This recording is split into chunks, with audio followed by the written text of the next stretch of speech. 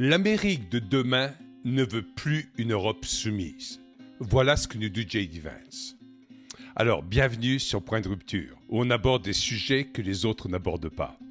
Alors, aujourd'hui, nous sommes le 24 avril, le jeudi 24 avril 2025. Et au sommaire d'aujourd'hui, nous allons aborder plusieurs sujets. Le premier, c'est la déclaration de J.D. Vance qui bouleverse toute la perception de l'Europe, qui ne sait plus comment comprendre l'Amérique. Et même, il y a beaucoup d'Américains qui ne savent pas comprendre l'Amérique. Nous allons aborder ça et chercher à examiner le fond des choses pour vraiment le comprendre.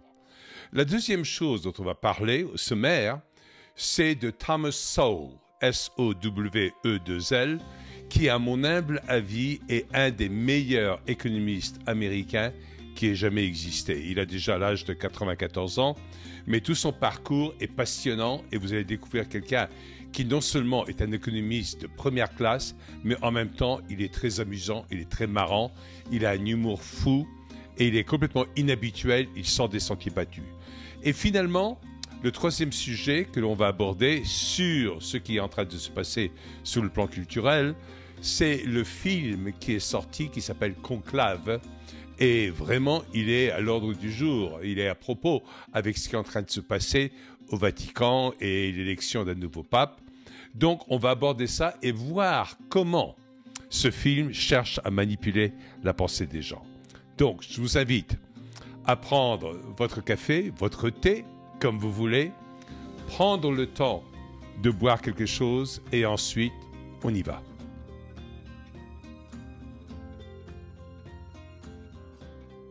On y va avec J.D. Vance. C'est quelque chose qui, pour moi, est extrêmement étonnant. Alors, il a fait cet entretien avec une organisation qui s'appelle Unheard, qui est une organisation britannique qui a été créée en 2017. Et les deux fondateurs de Unheard, au début, sortaient du Atlantic et de Politico, qui sont des organismes vraiment très à gauche aux États-Unis. Alors, unheard, si on entend le mot unheard, en anglais, ça veut dire non entendu. Mais ce n'est pas écrit U-N-H-E-A-R-D, c'est écrit U-N-H-E-R-D. Et H-E-R-D, ça a un autre sens en anglais, ça se prononce également heard, ça veut dire troupeau. Donc, la notion derrière ce qu'ils avaient fait, c'est qu'ils ne veulent pas plus faire partie du troupeau, des actualités, des médias mainstream et tout cela. Et ensuite, ils ont eu un changement de rédacteur en chef, mais ce n'était pas un changement vraiment politique, en 2022. Le positionnement de Unheard n'est pas un positionnement systématiquement conservateur. Sur certains points, ils vont l'être. Sur d'autres points, ils vont l'être moins. Ils cherchent à avoir une approche, une analyse plutôt objective, si toutefois c'est possible. C'est ce que je cherche à voir avec la plupart d'entre vous, mais sans pour autant cacher mes propres opinions. Parce que je crois que si on cache nos opinions, on cache le fait qu'on n'est pas objectif. Alors que si on dévoile nos propres opinions, les gens, au moins, ont l'occasion de voir une objectivité derrière. Alors, dans cet entretien que J.D. Vance a accordé à Unheard, il y a quelque chose de fondamental qui a changé. Ce que je vais faire, c'est que je vais vous lire, en traduisant automatiquement d'anglais en français, l'intervention de J.D. Vance, et vous expliquer ensuite en interrompant ce que moi je pense être le contexte derrière. Essentiellement, seulement pour vous préparer mentalement, parce que je crois qu'on a besoin d'être prêt mentalement à accueillir la pensée de J.D. Vance, parce que c'est un changement radical dans l'approche américaine. Là, J.D. Vance n'est pas accusateur envers l'Europe, ni envers les directions des pays européens comme il l'a été il y a un mois ou il y a peut-être un peu plus d'un mois quand il était en Allemagne et qui a dit que les politiques de certains pays européens et notamment de Bruxelles étaient pour la censure et n'abondaient pas dans le sens de la liberté des peuples et tout cela et ça avait créé beaucoup de controverses. Là, J.D. Vance parle du fait qu'il faut que l'Europe arrête d'être inféodée, il faut que l'Europe arrête d'être une entité vassale des États-Unis, c'est-à-dire il ne faut pas qu'elle soit sous le joug de l'Amérique. Et J.D. Vance critique la politique de l'Amérique passée. Et ça, c'est très rare de voir ça chez les Américains où ils vont faire le mea culpa dans ce style. Mais ça, c'est quelque chose que Trump fait déjà assez régulièrement.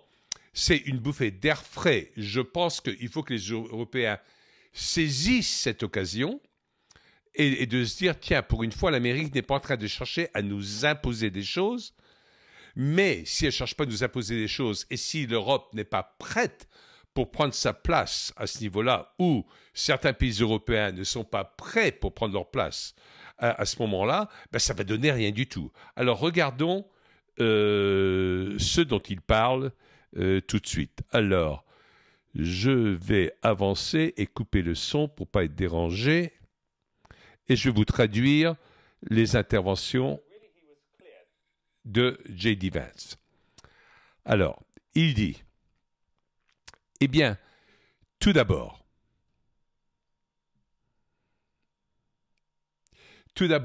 nous sommes très frustrés. Par nous, je veux dire moi-même, le président, c'est J.D. Vance qui parle, hein, et certainement toute l'administration de Trump. Que les populations européennes, franchement, elles continuent à demander, à exiger des politiques de migration et des politiques économiques bien plus sensées. Et alors que les leaders de l'Europe continuent à traverser toutes ces élections et continuent à offrir aux peuples européens le contraire de ce pour quoi ils semblent avoir voté. Ça, c'est quelque chose où je me soucie vraiment. Le projet démocratique entier de l'Ouest est en train de tomber en miettes quand les gens demandent moins de migration et pourtant on les récompense, c'est leur leader qui les récompense, avec plus de migration. De toute évidence, je pense qu'il y a un composant économique à tout cela.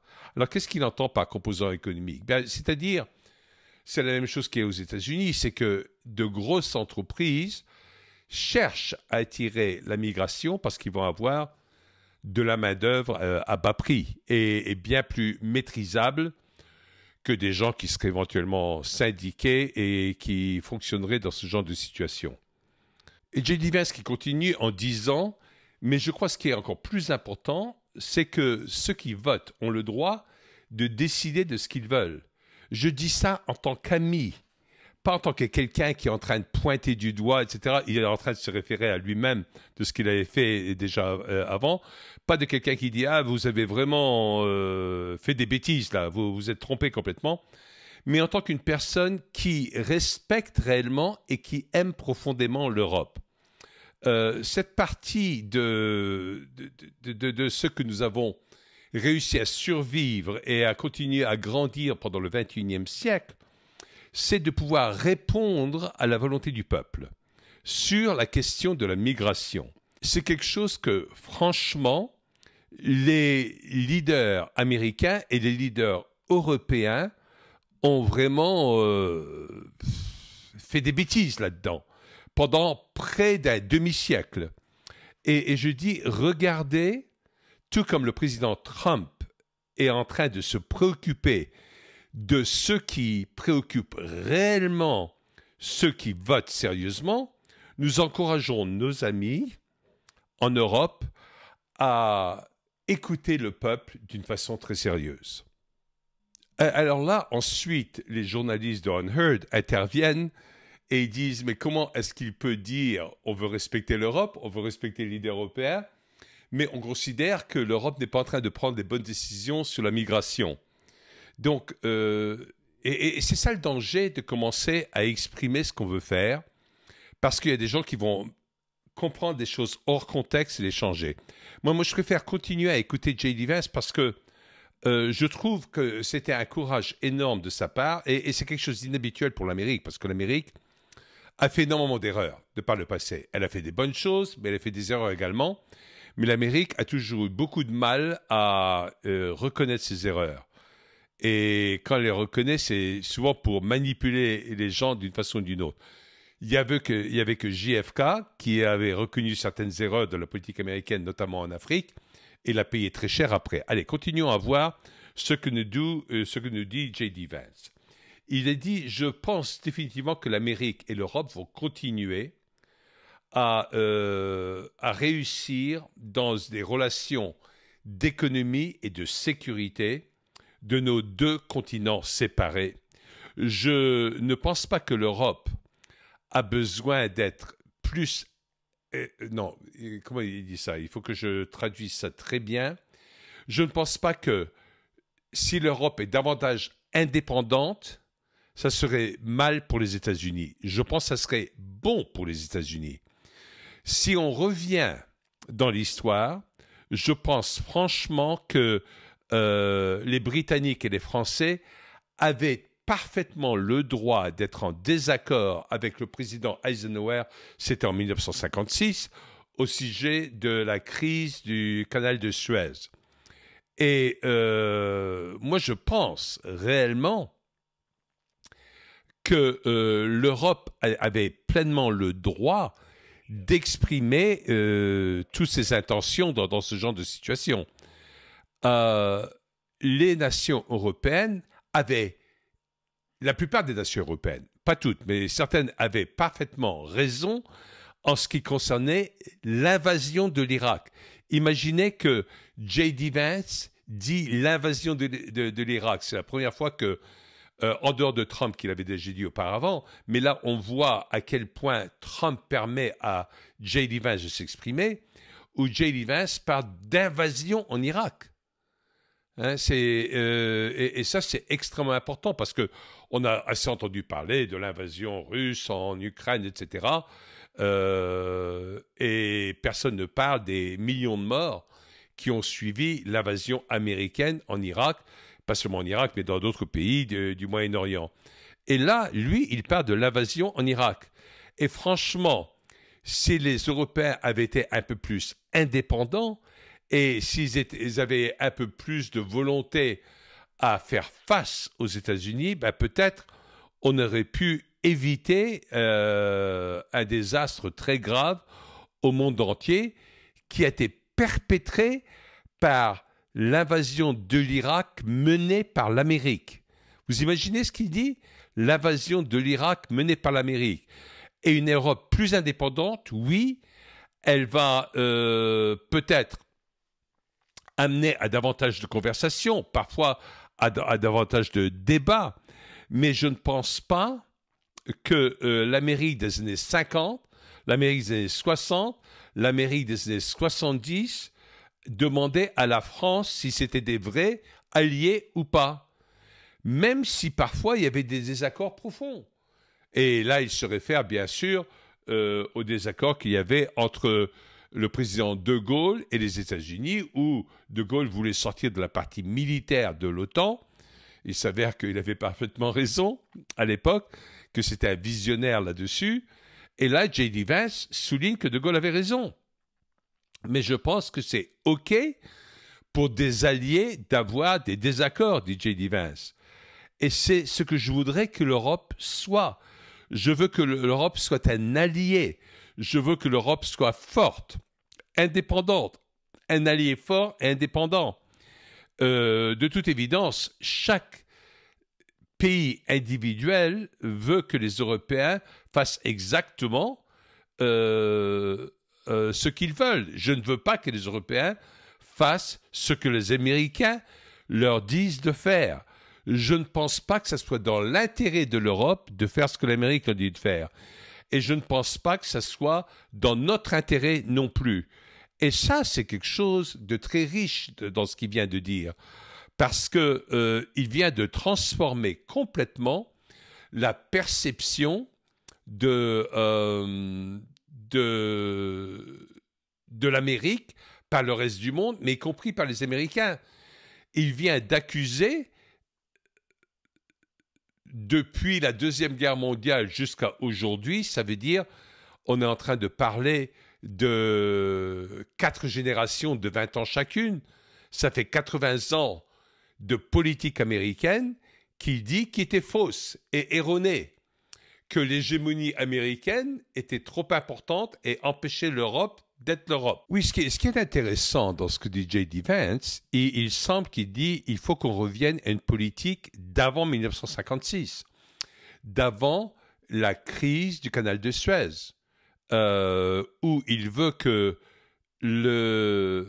l'Empire français de l'époque, que l'Empire britannique de l'époque, défendent les intérêts de la France et de la Grande-Bretagne. Et il ne fallait pas que ni la Grande-Bretagne ni la France se soumettent à la volonté américaine de décoloniser, parce que l'Amérique voulait que la Grande-Bretagne décolonise, voulait que la France décolonise, mais c'est ce qui a permis indirectement à l'Amérique de coloniser les pays européens. Ben, ils avaient colonisé déjà l'Allemagne parce qu'il y avait les bases américaines d'après-guerre, mais en même temps, aussi bien la Grande-Bretagne que la France étaient endettés en termes de la guerre par rapport aux États-Unis. Et donc, les États-Unis, au nom de la décolonisation pour l'Empire français et l'Empire anglais, ils étaient en train de coloniser l'Europe. Je sais, ça doit vous surprendre que je parle de cette façon-là. Moi-même, en tant qu'Américain, où je suis en train d'accuser un aspect de la politique américaine, mais je crois qu'il faut être honnête, il faut être sincère, il faut comprendre certaines choses. Et c'est là où on voit que la politique de Trump, et il n'y a même pas une différence d'une feuille de papier à cigarette entre Vance et Trump, ils sont tous les deux basés sur le fait que la notion de politique, comment dirais-je, du marché libre ne s'applique pas seulement à l'économie, mais s'applique également à la diplomatie. Parce qu'ils disent que une Grande-Bretagne indépendante, ça sera bon pour la Grande-Bretagne, mais ça sera bon également pour l'Amérique, ça sera bon également pour la France. Qu'une France indépendante, ça sera bon non seulement pour la France, mais également pour l'Amérique et également pour la Grande-Bretagne. En fin de compte, ils considèrent que si chaque pays est libre et qu'il n'y a pas des torsions derrière le dos, de bras de fer, de choses dans le genre, eh bien, ça permettra à tout le monde de bénéficier parce que tout sera bien plus ouvert. Alors après, où est-ce que les choses se règlent dans les milieux diplomatiques? Est-ce qu'il n'y aura pas des guerres économiques, d'autres choses dans le genre? Ça, c'est à voir. Mais déjà là, pour un chef d'État ou un deuxième chef d'État, quand il s'agit du vice-président d'Amérique, de reconnaître une erreur capitale de l'Amérique sur le plan international, c'est une première. C'est du jamais vu. Parce que même si on passait de démocrate à républicain, de républicain à démocrate, auparavant aux États-Unis, on défendait toujours le positionnement américain. Alors que là, on voit le grand mea culpa, aussi bien de Vance que de Trump, et pas par rapport à leur politique, parce que leur politique a toujours été dans ce genre. Même pendant les débats pour la présidence, pour son premier tour, Trump, il avait déjà remis en question la guerre en Irak, ce qui avait surpris tout le monde. Il avait même remis en question le 11 septembre, quand il y avait le frère Bush qui se présentait, qui est le gouverneur de Floride. Trump a dit, c'est quand ton frère était président que le 11 septembre s'est passé, etc., insinuant que quelque part, il en était responsable. Donc, Trump n'a pas eu peur. Et à l'époque de la guerre en Irak, Trump, qui n'était pas encore dans la politique, mais qui était un simple citoyen, influent quand même, parce que c'était un homme d'affaires à grande réussite, c'était un des rares qui s'était opposé à la guerre en Irak. Il disait, ça n'a pas de sens. Même chose de l'attaque contre Kadhafi et tout ça, etc. Il avait déjà des positions qui n'allaient pas dans le sens où il fallait obéir à la politique américaine de façon grandiose. Donc, il est cohérent par rapport à ce qu'il disait. Et aujourd'hui, où on commence à remettre beaucoup de choses en question, on commence à lui accorder une certaine valeur en ce qui concerne ses opinions. Alors ensuite, J.D. Vance ramène tout ça sur le côté du commerce international. Il dit, nous reconnaissons certainement que nous voulons rééquilibrer les échanges commerciaux sur le plan global. D'autres pays vont répondre à tout ça. Nous avons besoin de répondre à tout ça. Nous voulons faire quelque chose sur les marchés. Les marchés vont réagir par rapport à ce que nous faisons. Nous avons besoin de répondre à tout ce que les marchés vont nous dire. Nous sommes vraiment au courant du fait que nous vivons dans un monde compliqué où aucune décision de qui que ce soit va être statique. C'est une question de politique fondamentale de rééquilibrer les accords internationaux du commerce. Et je pense que le président était très clair là-dessus. Donc, il aborde le fait de négocier sur le plan commercial global, mais en partant du principe de reconnaître des erreurs diplomatiques et de politique étrangère des États-Unis au préalable. Ceci est nettement plus important que je crois que la plupart des gens puissent comprendre. D'ailleurs, cet article vient de paraître dans les médias américains hier, tard le soir et dans la nuit, alors que l'interview s'était faite avec Unheard il y a déjà un peu plus d'une semaine. Donc, le fait que ça n'apparaisse même pas, c'est peut-être parce que les gens ne comprennent pas au niveau des médias. Vous savez, ce qui se passe aujourd'hui, malheureusement, c'est ce dont parlent les médias. Ce n'est pas ce qui se passe réellement. Si les médias n'en parlent pas, ce n'est pas en train de se passer. C'est pour ça que je l'ai peut-être sorti du lot ici. Je voulais partager ça avec vous parce que ce que J.D. Vance a dit va avoir un impact majeur sur l'Europe. Si l'Amérique est prête à faire son mea culpa, il y a un équilibre qui se crée dans la diplomatie. Ça devrait être plus facile pour certains pays européens ou l'Europe entière de faire un mea culpa également, pour que les gens commencent à pouvoir s'entendre. Parce que si un fait mea culpa, l'autre fait mea culpa, vous savez comment ça se passe, même entre amis comme ça. Non, c'est de ma faute. Non, non, c'est pas de ta faute, c'est de ma faute. Non, non, non, c'est pas de ta faute du tout, c'est de ma faute. Quand on commence comme ça, on ouvre tout et il y a une surenchère de prise de responsabilité, ce qui ramène les gens à fonctionner de façon bien plus proche de cette façon-là. Je crois que ça va être extrêmement important de regarder la suite de ce genre de phénomène, parce que là, il y a vraiment un point de rupture phénoménale de l'Amérique avec sa politique du passé. Et là, elle regarde l'Europe d'une toute autre façon. Mais ça sera de nouveau à l'Europe de commencer à se réinventer, à voir comment elle doit exister. On a vu, Ursula von der Leyen a dit que l'Europe de l'histoire n'est plus l'Europe de l'histoire, que maintenant l'avenir appartient à une autre Europe. Et elle va dans un autre sens. Elle justifie complètement toutes les erreurs du passé. Elle veut continuer dans ce sens-là. Mais peut-être qu'elle n'avait pas pris connaissance de ce qu'avait dit J.D. Vance. On va voir s'il y a certains pays européens qui vont sauter sur les propos de J.D. Vance, qui vont dire « Ah ben voilà un mec qui nous comprend au moins ». Et il n'est plus prêt à forcer l'hégémonie de l'Amérique sur chaque pays européen, mais au contraire de commencer à créer des choses qui seront dans l'intérêt des parties réciproques. C'est avec grand plaisir que je vais aborder le sujet qui suit, c'est le sujet de Thomas Sowell, si on le prononce à la française. En anglais, on dit Thomas Sowell, qui, à mon avis, est une des plus grandes tronches économiques de ces quelques dernières décennies. Ça fait un bout de temps que je suis tout ce que Thomas Sowell a eu à dire. Et je vais vous dire d'abord un peu qui il est, d'où il vient et tout cela. Alors, je vais me baser un peu sur ce qu'on dit de lui dans Perplexity, même si, à mon humble avis, Perplexity, en cherchant à aller trop vite, n'était pas très précis dans certaines choses, alors que moi, j'ai lu beaucoup d'œuvres autobiographiques de Thomas Sowell lui-même, où il parle de ce qui lui est arrivé, etc. Thomas Sowell est un économiste. C'est ce que nous dit Perplexity, c'est sûr. C'est un philosophe social et c'est un chroniqueur américain qui, il a 95 ans. Cette année, il va avoir 95 ans, il a déjà 95 ans. Je me souviens plus, il est né en 1930. Seulement pour vous situer, il est du même âge que Clint Eastwood et né dans la même année.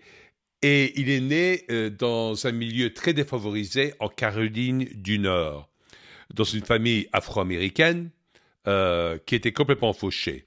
Il était orphelin de son père tout de suite, puis ensuite il a grandi à New York. Sa famille avait déménagé à New York. Sa mère, je crois qu'elle s'était remariée, et ils habitaient à Harlem, à New York, dans le, entre guillemets, ghetto noir de New York. Et à New York, il y a un système scolaire, il faut que je vous explique comment ça fonctionne. Parmi les écoles publiques, quand on arrive à environ 13-14 ans, il y a un genre d'examen que l'on prend, que l'on peut prendre et passer. Prendre, je parle anglais là. Que l'on passe. Et dans cet examen-là, ça définit ceux qui sont vraiment à la pointe intellectuelle, etc. Et il y a 3 lycées dans tout New York, un dans le Bronx, un à Brooklyn et un à Manhattan, qui s'appelle Bronx High School of Science, Peter Stuyvesant, et Brooklyn Tech. Je le sais parce que, notamment Bronx High School of Science, 2 de mes frères y sont allés. Et on rencontre énormément de gens dedans qui sont extrêmement intelligents, qui vont vers les plus grandes universités par la suite. Et en sortant d'un milieu très défavorisé, il n'avait accès à rien du tout, Thomas Sowell a été accepté à Peter Stuyvesant. Ceci dit, au bout d'1 an, à l'âge de même pas 15 ans, il est obligé d'abandonner ses études parce que sa famille vole en éclats, il y a une insécurité totale et il est obligé de subvenir à ses propres besoins, où il fait toutes sortes de petits travaux manuels, il fait un peu photographe, des tas de choses, etc. Et ensuite, il falsifie ses papiers lui-même à 17 ans pour faire croire qu'il a 18 ans pour pouvoir rentrer chez les Marines, au service militaire. Donc, il rentre chez les Marines et au bout de 2 ans, il sort des Marines et il a droit au GI Bill. Le GI Bill, c'est une loi qui a été passée que quand quelqu'un a fait son service militaire, il a droit à de l'aide financière pour faire ses études par la suite s'il le décide. Donc, il se présente pour rentrer à Harvard, qui est une des universités les plus prisées aux États-Unis, et c'est très difficile d'y rentrer. Et là, il se présente sans même avoir de diplôme de lycée, ce qui d'habitude voudrait dire que aucune chance de rentrer.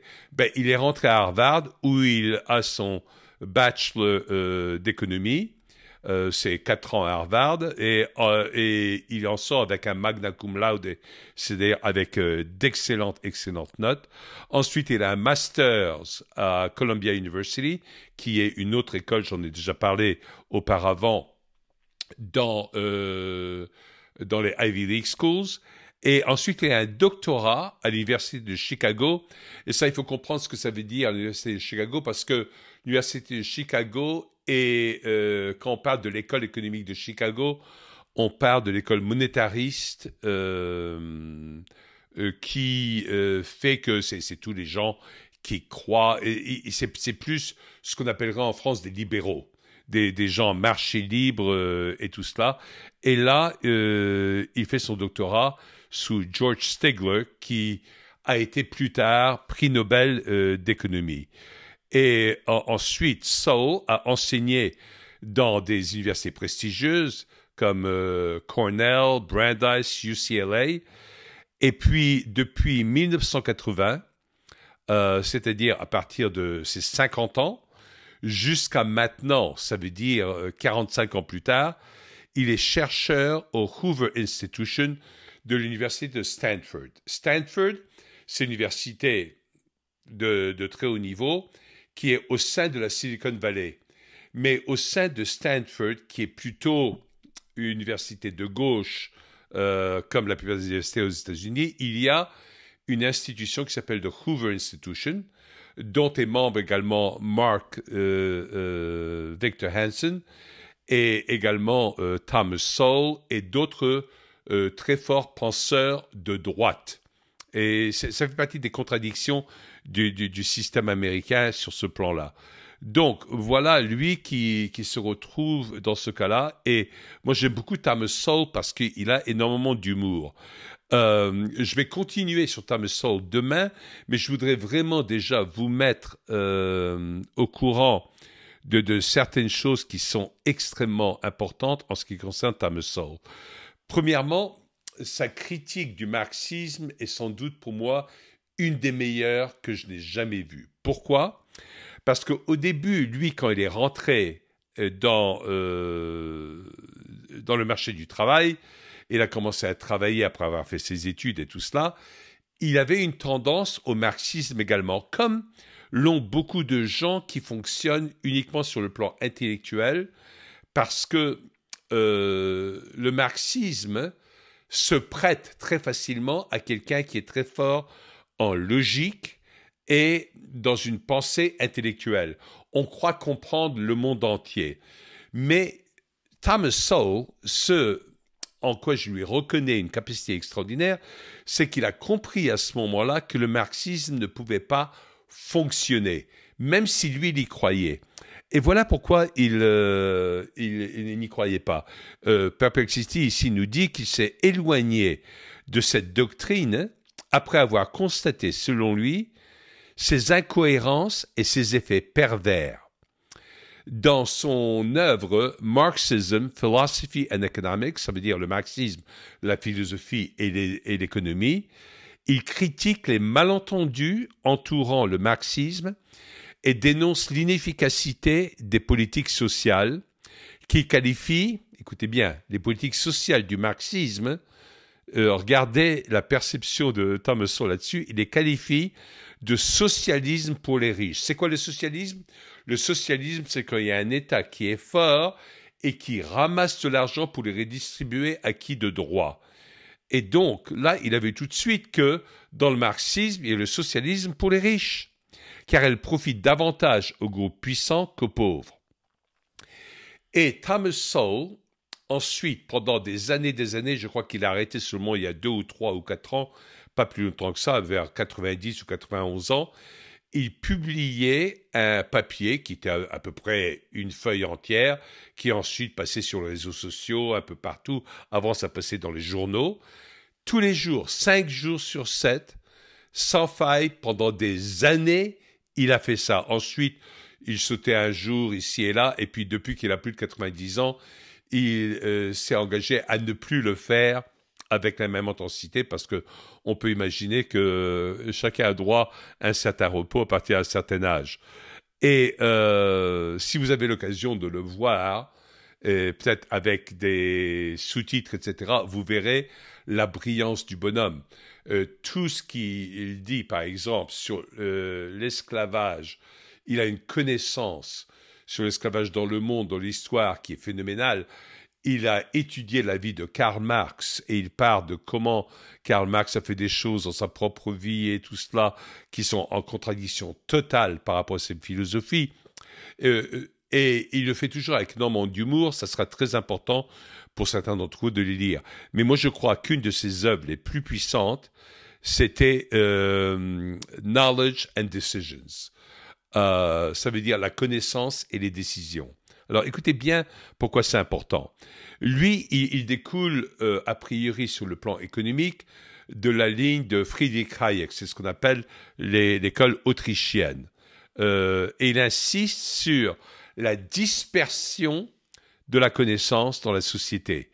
Il considère que c'est une bonne chose. Il affirme que les décisions économiques centralisées échouent inévitablement, souvent parce que aucune entité, quelle qu'elle soit, elle peut être la plus brillante possible, elle peut être la plus forte possible, mais aucune entité ne peut posséder toute l'information nécessaire pour planifier efficacement une économie complexe.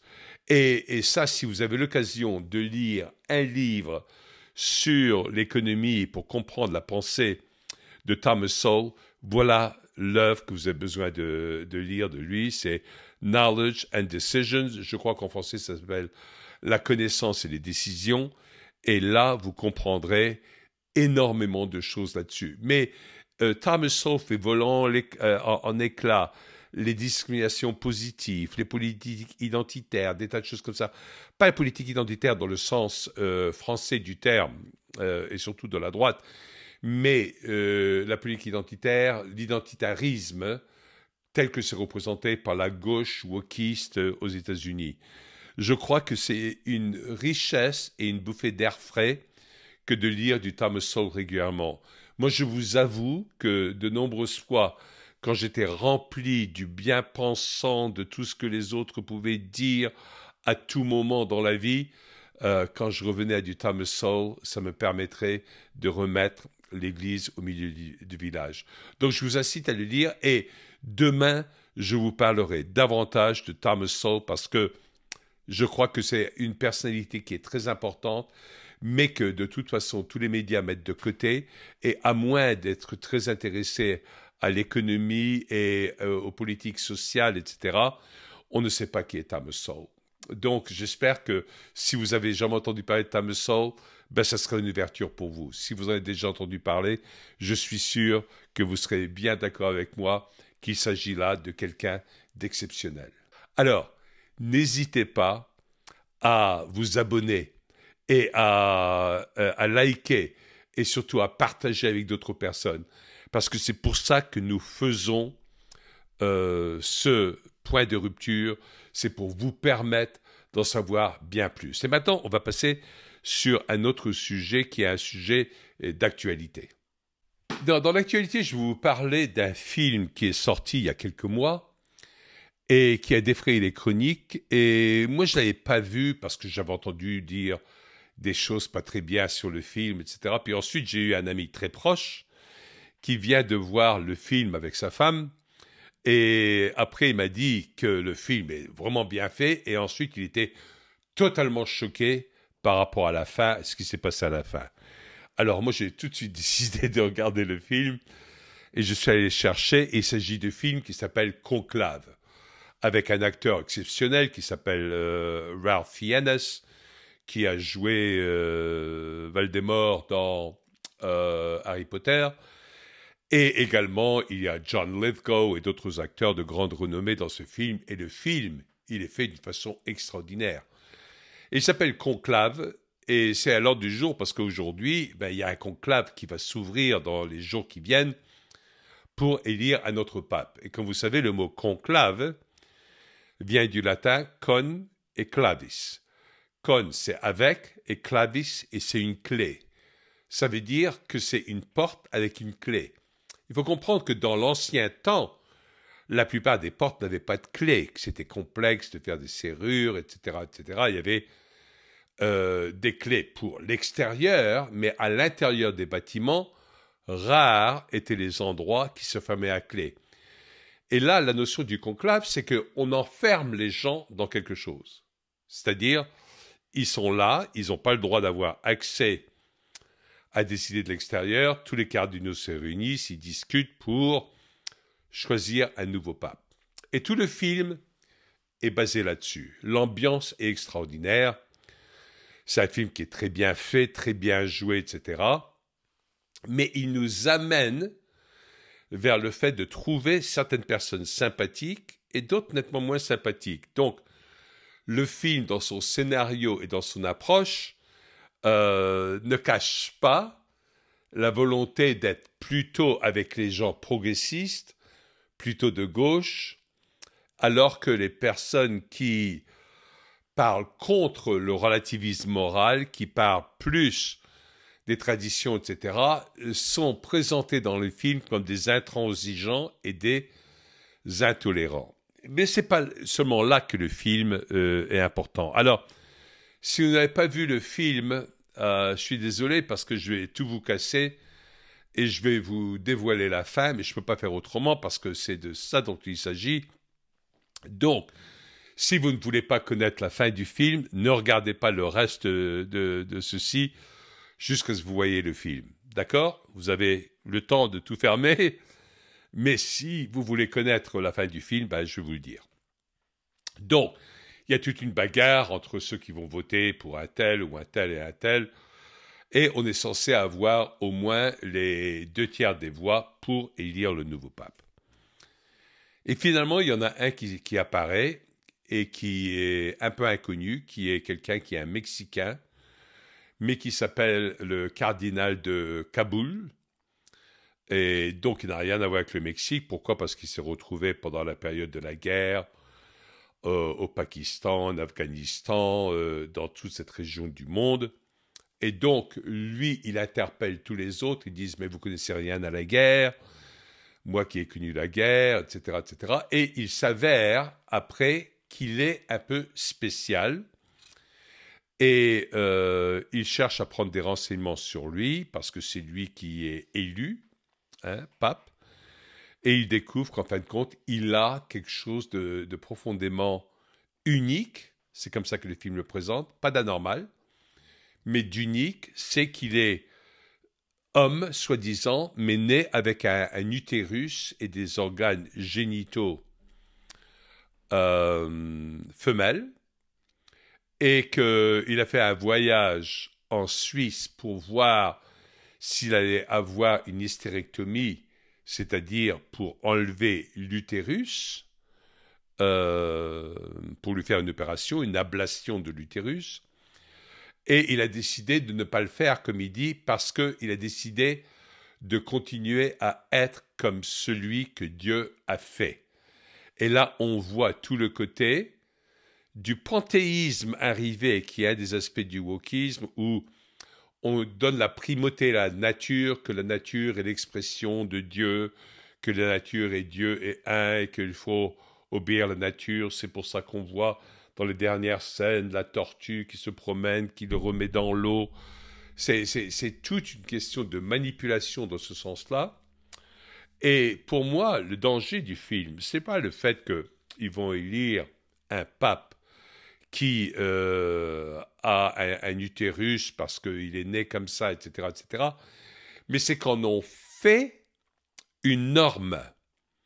Vous voyez, tout l'aspect du wokisme, du progressivisme, c'est qu'on crée une moralité relativiste où on prend des exceptions complètement inhabituelles et on les ramène et on crée des normes autour de ça. Et donc, on amène des gens par un sentiment de culpabilité quelque part, d'abandonner même nos propres ambitions, parce que dans le film, il y a un des cardinaux qui apparemment va être élu, qui est un cardinal américain ou anglais, je me souviens plus, mais qui est blanc et qui est extrêmement de gauche et qui a des ambitions pour être pape, mais lui, il décide de céder auprès de l'autre, parce que ça, c'est un mouvement qui existe dans le wokisme, c'est que quelqu'un qui a le privilège blanc doit comprendre que c'est une tare dans sa vie dont il ne peut pas se débarrasser, et la seule façon de continuer à exister, c'est de s'annuler soi-même. C'est ce qu'on appelle le cancelling. C'est de se canceller, de s'annuler soi-même. Donc, quelqu'un qui est blanc, c'est quelque chose que quelqu'un n'a pas choisi, on considère que c'est une tare et qu'il faut qu'il s'annule lui-même. Et toutes ces idées-là sont là dans la fin du film, ou dans un film qui est très bien fait, très bien écrit, ça mène les gens à penser d'une certaine façon. Et c'est là où je pense que c'est par le biais de la culture que la gauche a été nettement plus efficace que la droite dans le fait d'amener les gens à épouser certaines choses par une logique sélective, et c'est très facile de le faire par une logique sélective, parce qu'on prend des petites anecdotes, on les généralise et on en crée des aspects relativistes sur le plan de la moralité. Donc j'espère que je ne vous ai pas gâché le film, mais je crois que c'était très important de partager toutes ces idées, parce que sur le conclave actuel qu'il va y avoir, ça va fuser dans tous les sens de la même façon. Donc, on va bien voir ce que ça va donner dans la réalité.